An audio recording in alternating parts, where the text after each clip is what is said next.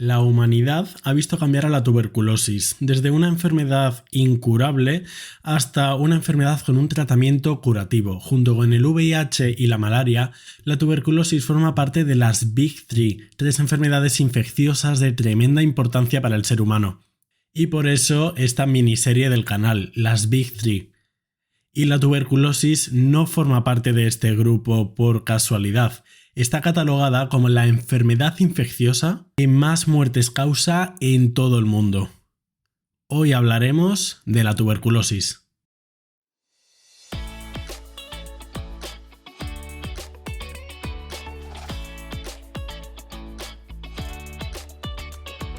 Buenos días, bienvenido a Entiende tu Salud, un podcast divulgativo para aprender sobre medicina y temas sanitarios de forma sencilla. Yo soy Gonzalo Vaquero Sanz y puedes encontrarme en TikTok, Instagram y Twitter como @entiendetusalud. La tuberculosis está causada por una bacteria, la Mycobacterium tuberculosis, y sobre todo afecta a los pulmones, como es posible que te suene, pero también puede haber tuberculosis extrapulmonar en otras partes del cuerpo aparte del pulmón, como por ejemplo la pleura, los ganglios linfáticos, el abdomen, el aparato urinario, los huesos o las meninges. Vamos a hablar un poco de historia y de los orígenes de la tuberculosis porque es de las enfermedades de las que tenemos un registro más antiguo. La tuberculosis se ha documentado desde civilizaciones muy antiguas, como el periodo védico entre 1500 y el 500 a.C., casi nada. También hay documentos de los griegos, de la civilización china o de los árabes. De hecho, también hay evidencia de tuberculosis en momias egipcias y peruanas. Galeno, un médico del Imperio Romano conocidísimo, de los médicos más importantes de la historia, ya sospechó que la tuberculosis tenía una naturaleza contagiosa, cosa que siglos más tarde, en el siglo XIX, demostró el médico francés Villeman. Un hecho muy importante de la historia de la tuberculosis vino de la mano de Robert Koch. En 1882, Robert Koch identificó al agente causal de la tuberculosis, una bacteria. Ahora, a esta bacteria, como dijimos antes, la llamamos Mycobacterium tuberculosis, pero también es muy conocida como bacilo de Koch por su descubridor, que por cierto se llevó un Nobel. Con el paso de los años se desarrolló una vacuna y se descubrieron fármacos para la tuberculosis como la streptomicina y la isoniazida. Con todos estos avances, a finales de los años 70 se creía que la tuberculosis estaba casi totalmente controlada en los países avanzados. Pero con la llegada del SIDA, en los años 80, la epidemia del SIDA, hubo un resurgimiento de tuberculosis en todo el mundo, porque el SIDA, como bien indica su nombre, síndrome de inmunodeficiencia adquirida, provoca una inmunodepresión, un debilitamiento del sistema inmune, y eso propicia mucho al desarrollo de tuberculosis. Voy a decirte algunos datos. Cada año 10 millones de personas enferman de tuberculosis, a pesar de ser una enfermedad prevenible y curable, y además causa 1,5 millones de muertes cada año. Esta cantidad de muertes convierte a la tuberculosis en la enfermedad infecciosa que más muertes causa en todo el mundo. Por encima del VIH, por encima de la gripe, del coronavirus, de la malaria, la tuberculosis es la enfermedad infecciosa que más muertes causa. Además, la tuberculosis es la principal causa de muerte de personas con SIDA, aunque después profundizaremos en ello, y también es un gran contribuidor al problema de la resistencia antimicrobiana, porque suele ser necesario un tratamiento prolongado de varios antibióticos para tratar la tuberculosis. La mayoría de personas que enferman de tuberculosis viven en países con una renta baja o media, países en vías de desarrollo, pero en realidad hay tuberculosis en todo el mundo. Hay 8 países que reúnen el 50% de todos los casos mundiales de tuberculosis: Bangladesh, China, India, Indonesia, Nigeria, Pakistán, Filipinas y Sudáfrica. Estos 8 países reúnen la mitad de todos los casos. Esto es un dato impactante. Se calcula que aproximadamente un cuarto de la población mundial está infectada de esta bacteria, la Mycobacterium tuberculosis. ¿Tanto? Pero estar infectado hace referencia a que tengamos el microorganismo en nuestro cuerpo, pero no significa tener la enfermedad, lo cual implica tener síntomas o una serie de manifestaciones. De hecho, aunque un cuarto de la población mundial esté infectada, la mayoría de personas no desarrollarán la enfermedad. Y por cierto, las personas que solo están infectadas pero no están enfermas, no tienen síntomas, no pueden transmitir la enfermedad. ¿Cuál es el riesgo de enfermedad de tuberculosis estando infectado? Entre un 5 y un 10%. Aquellas personas con un sistema inmune debilitado, como por tener VIH, malnutrición o diabetes, o incluso ser fumador o fumadora, tienen más riesgo de enfermar por tuberculosis. Voy a repetir esto porque es importante.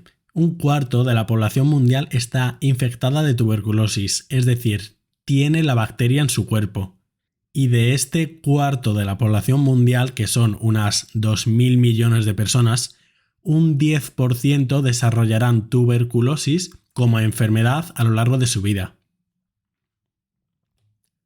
Si has nacido y vives en uno de los países más avanzados, como es España, puede que la tuberculosis te pille un poco lejos, al menos actualmente. Casi el 80% de las muertes por tuberculosis ocurren en países de rentas bajas o medias. En realidad, hay tuberculosis en todo el mundo, en todos los países, pero sobre todo en el sudeste asiático, como el 46% de los casos, en África y en el Pacífico occidental. ¿Y cómo ha avanzado a lo largo del tiempo? Entre el año 2000 y el 2017, la mortalidad se ha reducido más de un 40%. La incidencia, es decir, el número de casos nuevos, no ha disminuido tanto, sino que lo que ha bajado más son la cantidad de casos graves y por tanto de mortalidad. Esto se ha logrado sobre todo gracias a las vacunas y los antibióticos, aunque también hay que decir que aunque ha ido la tendencia a la baja, sigue habiendo una cantidad ingente de muertes aún teniendo ya herramientas para combatirlo. La vacuna, lamentablemente, no es perfecta, pero sí que da cierta protección frente a los casos más graves. Ahora veremos los síntomas y cómo se desarrolla la enfermedad, pero ¿cuál es el impacto económico de la tuberculosis? Ya sabéis que me gusta siempre analizar algo el aspecto económico. Cada año se invierten 13.000 millones de dólares para la prevención, diagnóstico, tratamiento y cura de la tuberculosis. En los países en vías de desarrollo aún son muy importantes los fondos internacionales. De hecho, la mayor fuente de financiación es el Fondo Global de Lucha contra SIDA, Tuberculosis y Malaria, del que Estados Unidos es el mayor contribuidor actualmente. ¿Por qué a Estados Unidos y otros países ricos les interesa ayudar en estos fondos? Aquí entra al juego el concepto de One Health. One Health es un concepto que recoge el hecho de que la salud ambiental, salud animal y salud humana están unidas. Dentro de la salud humana, a los países más ricos también nos importa y mucho lo que pasa en el resto del mundo. Si la India se ahoga con los casos de tuberculosis, a nosotros nos va a terminar afectando. Si no se usan bien los antibióticos para la tuberculosis en Indonesia, estos microorganismos multiresistentes también llegarán a nuestros hospitales. Y estoy seguro de que ya has escuchado alguna vez el problema de la resistencia a los antibióticos. Ayudar a países en peores condiciones que nosotros es crucial no solo desde un punto de vista moral, del que no vamos a meternos, o al menos no en este capítulo, sino también desde un punto de vista económico. Nos interesa desde un punto de vista económico ayudar a que todo el planeta en su conjunto sea más saludable.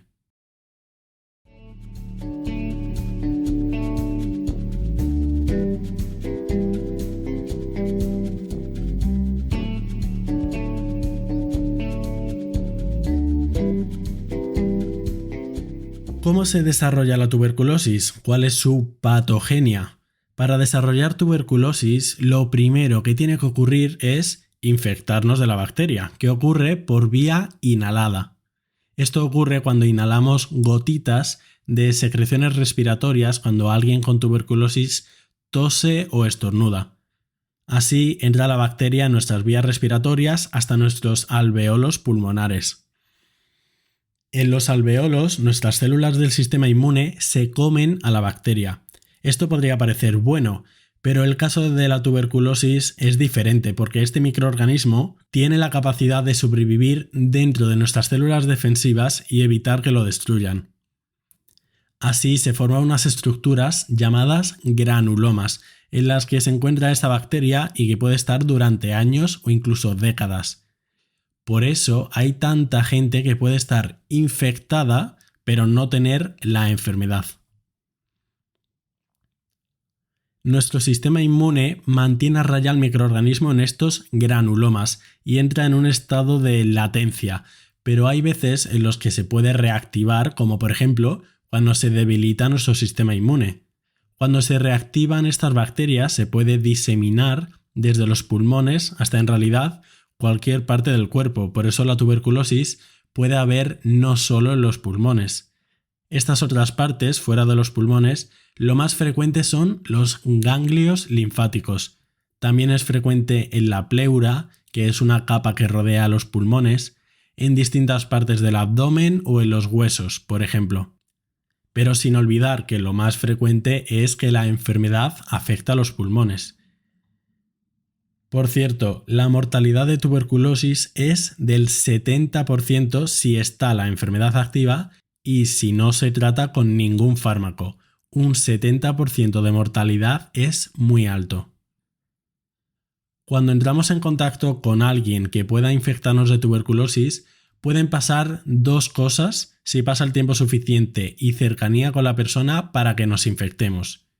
Primero, que contraigamos la infección, pero que se quede latente, lo cual ocurre un 95% de las veces, o que enfermemos, que nuestro sistema inmune no pueda mantener a raya la bacteria y desarrollemos la enfermedad, lo cual ocurre un 5% de las veces.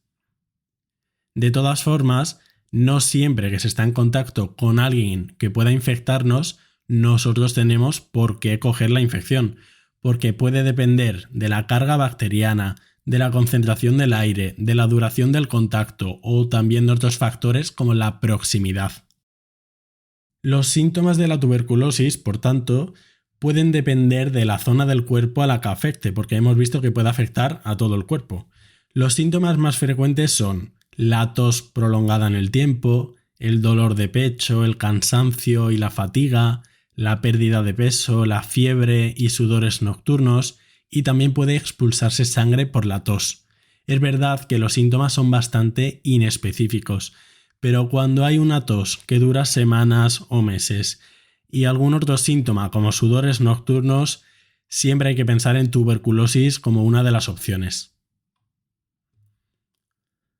El diagnóstico de tuberculosis implica combinar normalmente diferentes pruebas, además del examen clínico y de los síntomas. La OMS, la Organización Mundial de la Salud, recomienda el uso de test de diagnóstico rápido para hacer un diagnóstico precoz en personas con síntomas o posibles síntomas de tuberculosis.